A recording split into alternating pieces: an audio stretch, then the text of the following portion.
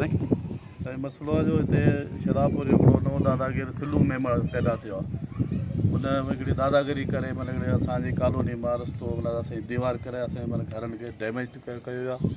त माना असां मुतालबो कयूं त हिन खे असां कानूनी कार्रवाई बि कयूं त माना को बि असर या सियासतदान जे पोयां या का त ॻाल्हि आहे, पर हिन वरी दादागिरी कई आहे असांजे गैर मौजूदगी में बिना पुछण जे करे हिन माना दीवार तोड़ी ऐं उनखां पोइ हिन कॉलोनी वारनि सलाह न मशवरो ऐं हिन दादागिरी आहे असांखे सिलू में माना कोन छॾींदासूं।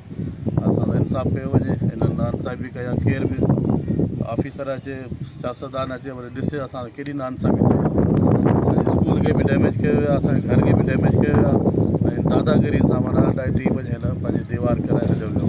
त मुंहिंजो चए थो धणी असां मिलियो पियो कोन्हे पूरो इल्ज़ाम ऐं उन खां पोइ चाचे अब्दुर रहमान यूज़ करे पियो।